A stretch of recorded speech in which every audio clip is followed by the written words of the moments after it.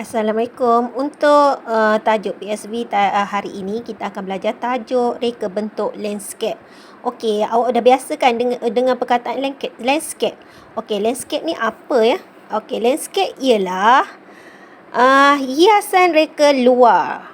Reka letak di luar rumah sama ada secara semula jadi seperti tumbuhan, bukit, gunung, tasik ataupun buatan manusia seperti bangunan, pagoda dan gazebo. Ingat ya, landscape ni ialah reka letak di luar rumah sahaja, bukan dalam rumah ya. Itu landscape. Okey. Untuk landscape, apa yang kita perlu pelajari? Yang pertama, sejarah perkembangan reka bentuk landscape. Okey, sejarah ni awak boleh baca sendiri. Cikgu rasa awak boleh baca dan boleh faham ya. Okey, kita tengok kepada yang pentingnya untuk landscape ni ialah prinsip reka bentuk landscape. Okey, prinsip dia, apa prinsip dia? Ada dua ya. Landscape lembut dengan landscape kejor. Okey, apa itu landscape lembut? Okey, landscape lembut ni merujuk kepada elemen-elemen yang hidup. Elemen hidup tu macam apa? Contohnya bunga, tumbuhan dan pokok, itu semuanya benda hidup. Kalau landscape kejor ni merujuk kepada apa pula? Okey, landscape kejor merujuk kepada elemen-elemen keras atau objek bukan hidup. Itu dua.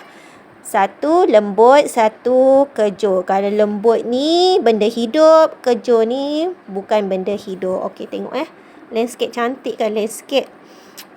Contoh landscape. Okey. Seterusnya, peranan dan fungsi landscape. Apa peranan dia?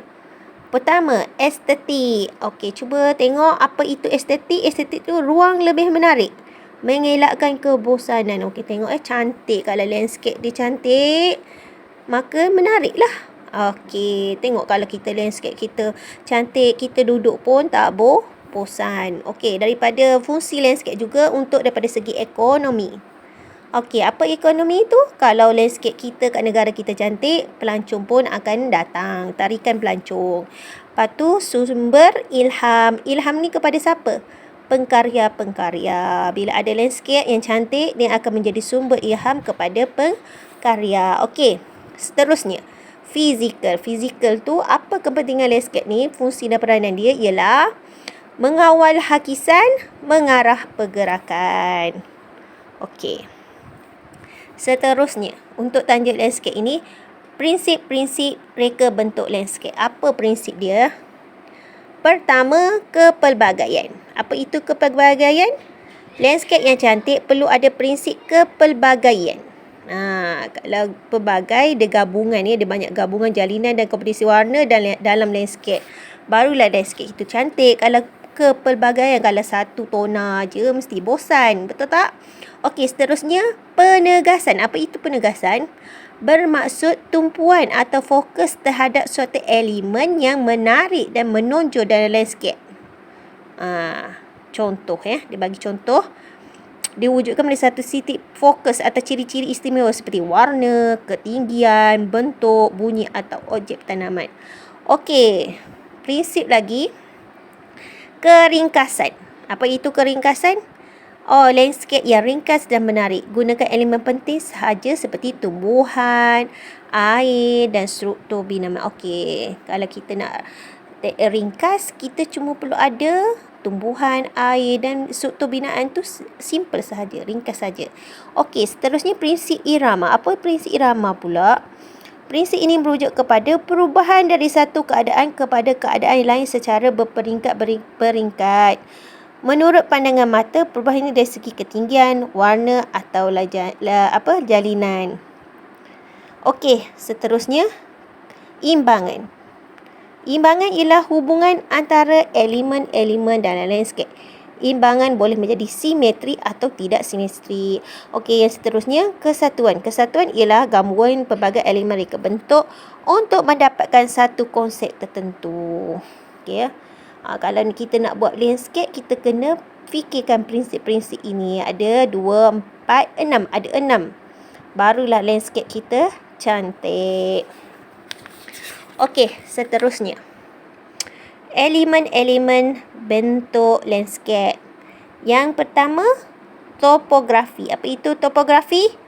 ialah keadaan semula jadi permukaan bumi seperti gunung, bukit, lembah.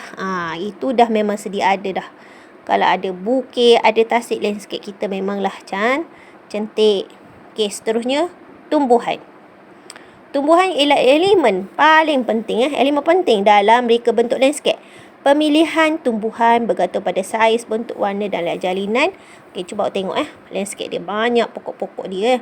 Pokok-pokok dia cantik. Jadi kita kena fikir juga pokok mana yang sesuai untuk buat landscape kita. Okey, seterusnya air. Air pun elemen penting kalau kita nak buat landscape.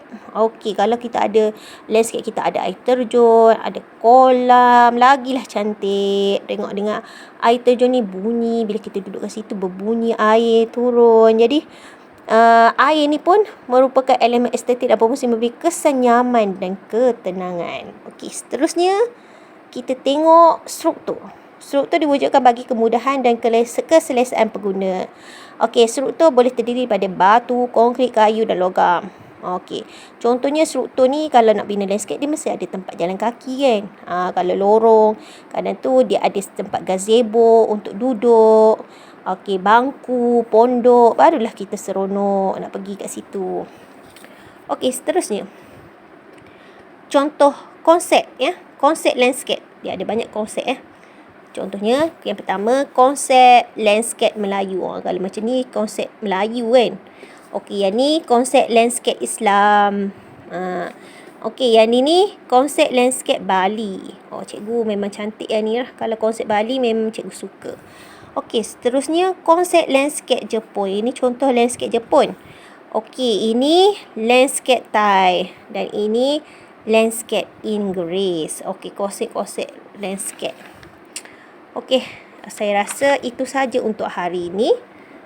Okey, Assalamualaikum.